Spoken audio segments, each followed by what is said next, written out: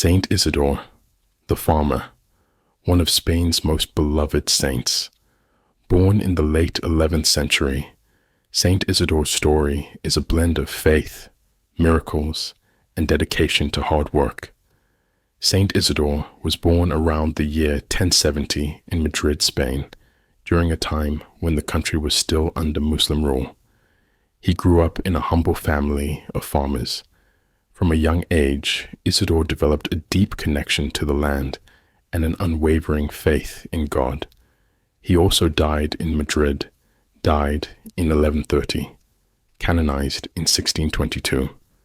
Feast day formally on May 10th and March 22nd, and October 25th in the USA. Saint Isidore's feast is celebrated in Madrid, Spain, with ringing church bells and streets decorated for a procession in his honor. The saint was poor into a peasant family and baptized Isidore in honor of the famous Archbishop of Seville. His unreliable biography was written about 150 years after his death, and many concern the miracles associated with his name. Despite his lack of formal education, Isidore's life was rich in spiritual wisdom. He worked as a laborer on the estate of a wealthy landowner named Juan de Vargas, and it was here that his piety and dedication truly began to shine. He married a poor girl, Maria de la Cabeza, and had a son who died while still a baby. Thereafter, the couple took a vow of continence to serve God. Isidore's life is a model of simple Christian charity and faith. He prayed while at work, and he visited many churches in Madrid and the area while on holidays. He shared what he had, even his meals, with the poor, often giving them the more liberal portions. He was steady and hard-working, but a complaint was made against him to his employer that he arrived late to work because he attended early morning mass each day. When charged with his offense, he did not deny it and explained to his employer, "Sir, it may be true that I am later at my work than some of the other laborers, but I do my utmost to make up for the few minutes snatched for prayer. I pray you compare my work with theirs. And if you find I have defrauded you in the least, gladly will I make amends by paying you out of my private store." His employer said nothing, but remained suspicious, and, being determined to find out the truth, rose one morning at daybreak and concealed himself outside the church. In due course, Isidore appeared and entered the building, and afterwards, when the service was over, went to his work.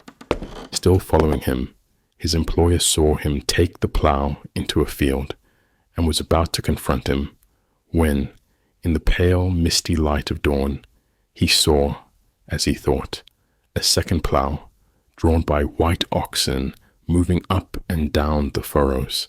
Greatly astonished, he ran towards it, but even as he ran, it disappeared, and he saw only Isidore and his single plow. When he spoke to Isidore and inquired about the second plow he had seen, Isidore replied in surprise, "Sir, I work alone and know of none save God to whom I look for strength." Thus the story grew that so great was his sanctity that the angels helped him even in his plowing. It was characteristic of Isidore's whole life. He was a simple plowman, his speech clear and direct, his conduct honest as the day, his faith pure and steadfast. He was a poor man, but gave away what he could, with a good and generous heart, and with such sympathy and goodwill that his gifts seemed doubly blessed. Indeed, he could never neglect doing a kindness to man or beast. One snowy day, when going to the mill with corn to be ground, which his wife had gleaned, he passed a flock of wood pigeons scratching vainly for food on the hard surface of the frosty ground. Taking pity on the poor animals, he poured half of his sack of precious corn upon the ground for the birds, despite the mocking of witnesses. When he reached the mill, however, the bag was full, and the corn, when it was ground, produced double the expected amount of flour. Isidore's miracles didn't stop there. There's a story of how he made a small amount of food stretch to feed a large number of people, reminiscent of the biblical miracle of the loaves and fishes. Another tale describes how he found water in a dry well simply by praying. His saintly wife survived Isidore for several years. 40 years after his death, his body was transferred to a shrine, and his cultus grew as a result of miracles attributed to his intercession. He is said to have appeared in a vision to King Alphonsus of Castile in 1211, and to have shown him an unknown path, which he used to surprise and defeat the Moors. His canonization occurred at the insistence of King Philip III, who attributed his recovery from a serious illness to Isidore's intercession. Saint Isidore's story is a testament to the power of faith and hard work.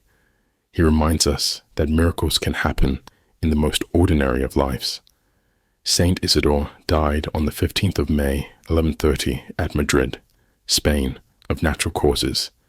He was buried at the church of San Isidro in Madrid, was beatified on 2nd May, 1619, by Pope Paul V, and canonized on the 12th of March, 1622, by Pope Gregory XV.